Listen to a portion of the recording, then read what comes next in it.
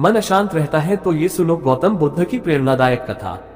मनुष्य का मन समुद्र की लहरों की तरह है, कभी शांति कभी तूफान। जब मन अशांत होता है तो व्यक्ति का जीवन कष्ट में हो जाता है। बुद्ध ने बार बार समझाया कि मन की अशांति का मूल कारण है अज्ञान, लालच और द्वेष। इस कहानी में हम एक शिष्य की यात्रा देखेंगे जो बुद्ध के पास मन की शांति पाने आया और धीरे धीरे बुद्ध की शिक्षाओं से उसने अपने भीतर शांति का उदय किया। राजगृह में बुद्ध विहार कर रहे थे। एक युवा शिष्य आनंद, यहाँ आनंद नामक कोई और साधक न कि बुद्ध के प्रमुख शिष्य बुद्ध के पास आया। उसने कहा, भगवान, मेरा मन अशांत है, कभी भविष्य की चिंता सताती है, कभी अतीत की यादें। मैं ध्यान करना चाहता हूँ पर मन टिकता ही नहीं, कृपया मार्गदर्शन दीजिए। बुद्ध ने मुस्कुराकर कहा, आनंद, मन अशांत इसलिए है क्योंकि तुम उसे पकड़ना चाहते हो। मन को पकड़ने की जगह उसे देखो, बस देखो। बुद्ध ने आनंद को एक साधना दी। जाओ, नदी किनारे बैठो, श्वास को आते जाते देखो, बस देखना है, रोकना नहीं। आनंद बैठा। पहले ही क्षण में उसका मन इधर उधर भागा। विचार, स्मृतियां, इच्छाएं सब उमड़ने लगे। वह हताश होकर बुद्ध के पास लौटा। बुद्ध बोले, ये स्वाभाविक है, मन का स्वभाव चंचल है। तुम्हारा काम उसे बदलना नहीं, केवल देखना है, जैसे कोई यात्री सड़क पर चलता है, तुम केवल दर्शक हो। एक दिन बुद्ध ने आनंद को दर्पण दिखाया। देखो इसमें अपना चेहरा। आनंद ने देखा। क्या तुम दर्पण को आदेश दे सकते हो कि तुम्हारा चेहरा सुंदर दिखाए? नहीं भगवान, जैसे दर्पण केवल प्रतिबिंब दिखाता है, वैसे ही ध्यान केवल मन का स्वरूप दिखाता है। तुम्हें उसे बदलने का प्रयास नहीं करना, केवल देखना है, और देख देख कर वह स्वयं बदल जाएगा। एक दिन गांव का व्यक्ति आनंद को अपशब्द कह गया। आनंद क्रोधित हो गया, मन अशांत। वह बुद्ध के पास आया। बुद्ध ने पूछा, जब किसी ने अपशब्द कहे तो तुमने क्रोध क्यों लिया? आनंद बोला, भगवान, उन्होंने मुझे गाली दी। बुद्ध बोले, यदि कोई तुम्हें उपहार दे और तुम उसे स्वीकार न करो तो वह उपहार किसके पास रहेगा? उसके पास। वैसे ही यदि तुमने गाली स्वीकार नहीं की होती तो वह उसी के पास रह जाती। आनंद समझ गया, मन की अशांति बाहर से नहीं आती, हमारे स्वीकार करने से आती है। आनंद ने देखा कि गांव के लोग धन, पद और यश की इच्छा में अशांत रहते हैं। उसने बुद्ध से पूछा, क्या इच्छाएं छोड़ देनी चाहिए? बुद्ध बोले, जीवन बिना इच्छा के संभव नहीं, पर बुद्धिमान इच्छा और मोह में अंतर समझता है। इच्छा साधन है, मोह बंधन है। जब इच्छा सेवा और करुणा की हो तो मन शांत रहता है, जब इच्छा स्वार्थ और लोभ की हो तो मन अशांत हो जाता है। बुद्ध ने शांति का सूत्र बताया। 4 बातें ध्यान रखो। 1. वर्तमान में रहो। 2. श्वास को देखो। 3.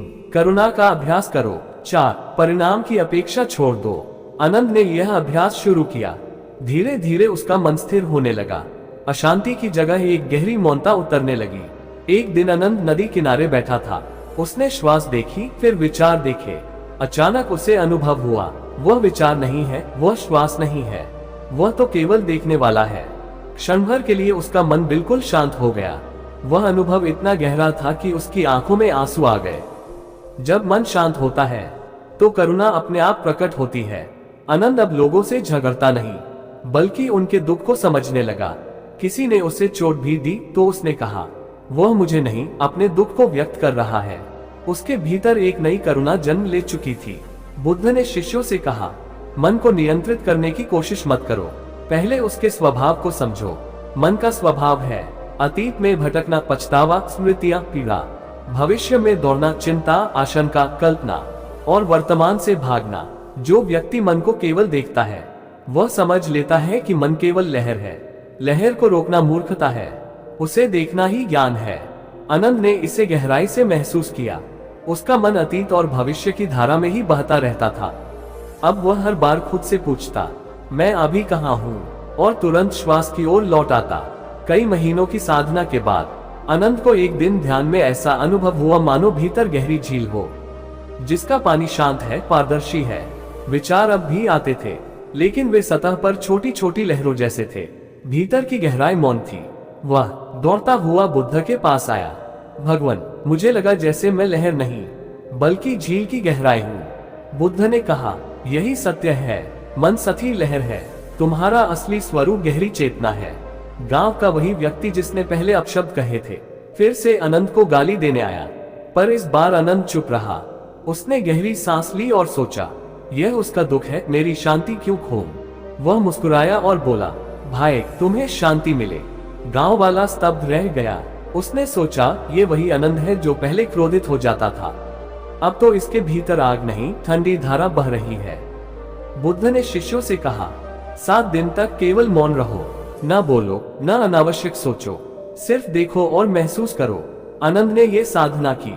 पहले 2 दिन कठिन लगे, मन भीतर शोर करता रहा, लेकिन धीरे धीरे उसने देखा कि जैसे जैसे शब्द घटे, वैसे वैसे विचार भी घटने लगे। और चौथे दिन के बाद भीतर का मौन अमृत जैसा लगने लगा। शांति केवल अपने लिए नहीं है। जब मन शांत होता है तो वह करुणा में बदल जाता है। आनंद अब गांव के बीमार लोगों की सेवा करने लगा। वह बच्चों को कहानियां सुनाता, गरीबों को अन्न बांटता, उसके भीतर आनंद उमड़ता। बुद्ध ने कहा, आनंद याद रखो, सच्ची शांति तब आती है जब तुम्हारा हृदय दूसरों के लिए धड़कता है।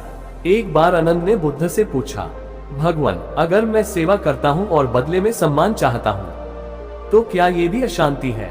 बुद्ध बोले, हाँ आनंद, सेवा करो पर बदले की अपेक्षा मत रखो। अपेक्षा ही अशांति है, अनासक्ति में ही शांति है। आनंद ने ये सीख ली। अब वह बिना प्रतिफल की चाह के सेवा करने लगा और आश्चर्य उसके भीतर पहले से अधिक आनंद बढ़ा। धीरे धीरे आनंद का ध्यान इतना गहरा हुआ कि स्वप्नों में भी उसका मन शांत रहने लगा। पहले जहां वह बेचैन होकर सपनों में दौड़ता, अब वह स्वप्नों को भी देखता मानो कोई चलचित्र हो। बुद्ध ने कहा, जब तुम्हारी जागृत अवस्था शांत हो जाती है तो स्वप्न भी शांत हो जाते हैं, और जब स्वप्न शांत हो जाते हैं तो मृत्यु भी शांत हो जाती है। आनंद ने बुद्ध से पूछा, भगवान, मृत्यु का विचार आते ही मन फिर अशांत हो जाता है, इससे कैसे मुक्त हो? बुद्ध बोले, मृत्यु को शत्रु मत समझो, वह केवल परिवर्तन है। जैसे दिन से रात होती है, जैसे फूल से फल बनता है, वैसे ही जीवन से मृत्यु होती है। जो इसे देख लेता है उसका भय मिट जाता है। एक दिन गहन ध्यान में आनंद ने अनुभव किया, उसका शरीर, उसके विचार, उसकी भावनाएं सब धीरे धीरे जैसे घुल रहे हों। वह केवल शुद्ध साक्षी बचा। वह न आनंद था, न दुख, न भय, न अपेक्षा, केवल शांति, निर्वाण का एक अंश। वह रो पड़ा और बुद्ध के चरणों में गिरा। भगवान, अब समझ गया, शांति कहीं बाहर नहीं, वह मेरे भीतर ही थी, बस मैं देखना नहीं जानता था। बुद्ध ने उसे आशीर्वाद दिया। बुद्ध ने एक दिन सभा में उदाहरण दिया, कल्पना करो कि तुम्हारा शरीर एक रथ है, इंद्रियां घोड़े हैं, मन सारथी है और आत्मा उस रथ का स्वामी है। यदि मन सारथी चंचल है तो घोड़े इंद्रियां बेकाबू हो जाते हैं और रथ शरीर दुर्घटनाग्रस्त हो जाता है। लेकिन जब मन शांत है तो सारथी सही दिशा देता है और आत्मा सुरक्षित यात्रा करती है। आनंद ने ये सुना और सोचा, वास्तव में मेरा रथ मन के अशांत होने से ही भटकता रहा, अब सारथी को ही साधना है। बुद्ध ने कहा, आनंद, मन को शांत करने के लिए अंधकार से लड़ना आवश्यक नहीं है, बस एक दीपक जला दो, अंधकार अपने आप मिट जाएगा। ये दीपक है स्मृति, माइंडफुलनेस। हर काम करते समय जागरूक रहो, खाते समय केवल खाना, चलते समय केवल चलना, सांस लेते समय केवल सांस लेना। आनंद ने अभ्यास किया। पहले वह चलते समय सोचता रहता था, अब वह केवल कदमों की ध्वनि सुनता। ये साधारण सा अभ्यास उसके भीतर अद्भुत शांति लाने लगा। एक बार गांव में अकाल पड़ा, लोग अनाज इकट्ठा करने लगे। कुछ धनी व्यापारी लालच में दूसरों का हिस्सा छुपा लेते। आनंद ने बुद्ध से कहा, भगवान, उनका लोभ देखकर मन खिन्न और अशांत हो जाता है। बुद्ध बोले, आनंद, याद रखो, लोभी व्यक्ति सबसे पहले स्वयं दुखी होता है। जैसे कोई व्यक्ति अंगारे को किसी पर फेंकने से पहले अपने हाथ को जलाता है, तुम्हारा काम है उनके प्रति क्रोध नहीं बल्कि करुणा रखना, क्योंकि वे अज्ञानवश अपना ही जीवन नष्ट कर रहे हैं। आनंद ने अनुभव किया कि इंद्रियां मन को भटकाती हैं। स्वाद, गंध, रूप, स्पर्श और ध्वनि, योजक चिन्ह, ये सब आकर्षण और विकर्षण पैदा करते हैं। बुद्ध ने कहा, इंद्रियों से भागो मत, भागोगे तो वे और पीछा करेगी।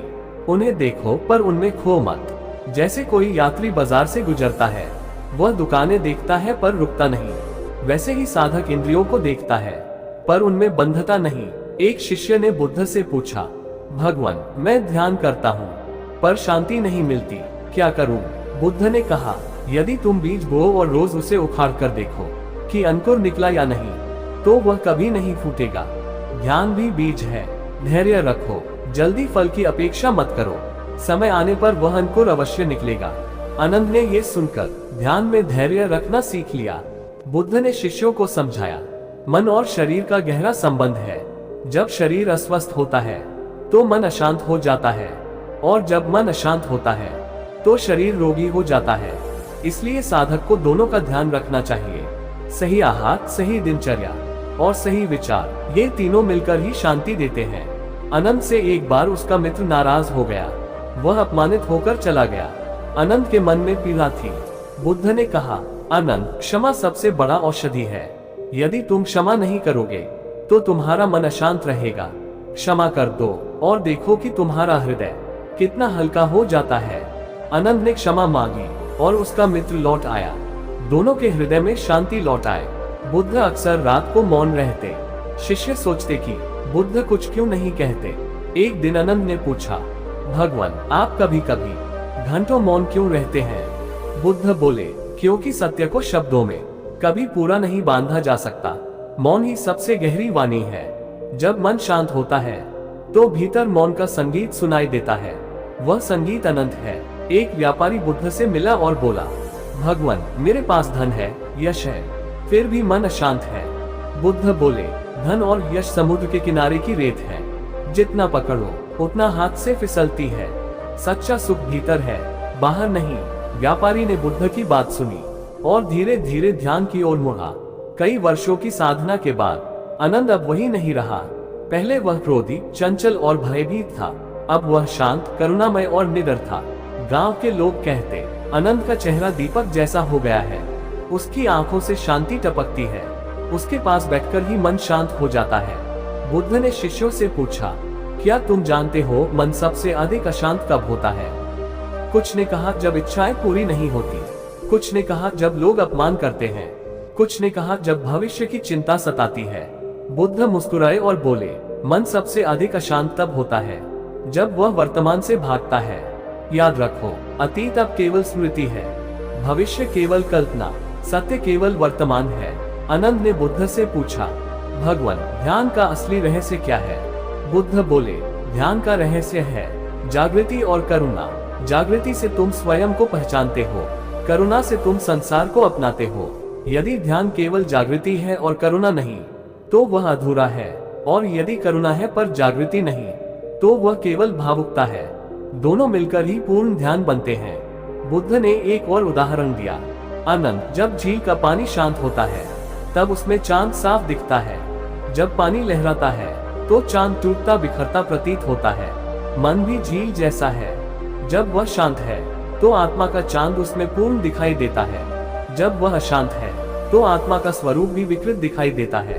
बुद्ध ने समझाया, मन की अशांति वाणी से भी प्रकट होती है।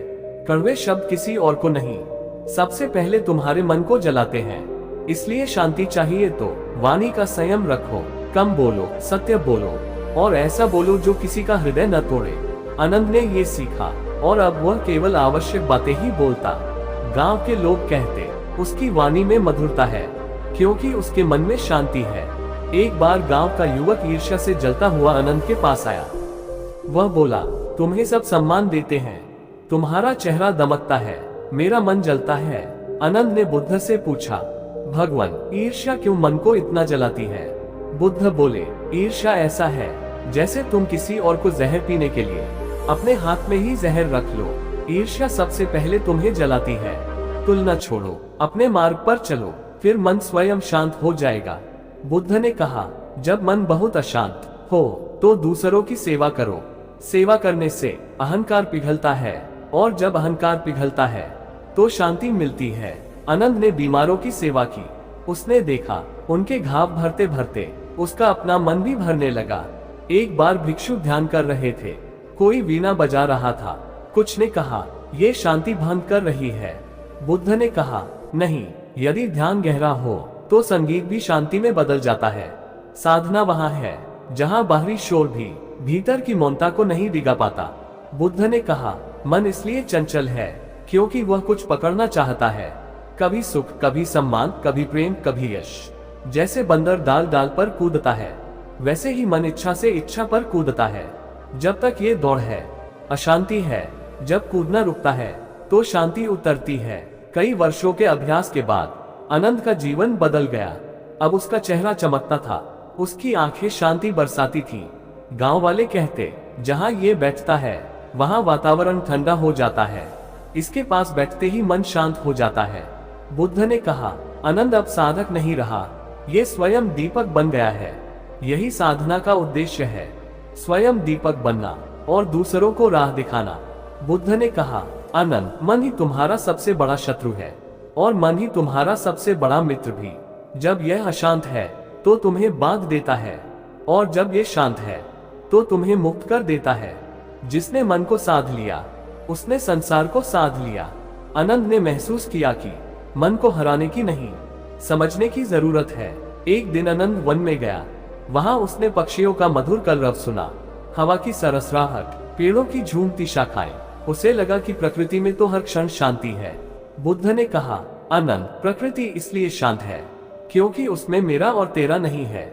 मन अशांत इसलिए है क्योंकि उसमें अहंकार है। जब अहंकार गिर जाता है तब मन भी प्रकृति की तरह शांत हो जाता है। बुद्ध ने शिष्यों से कहा, मौन केवल शब्दों का अभाव नहीं है, मौन तब है जब भीतर का शोर भी शांत हो जाए। यह मौन इतना गहरा है कि उसमें ब्रह्मांड का संगीत सुनाई देता है। आनंद ने ध्यान में उस मौन को सुना। वह अनुभव इतना गहरा था कि उसका पूरा जीवन बदल गया।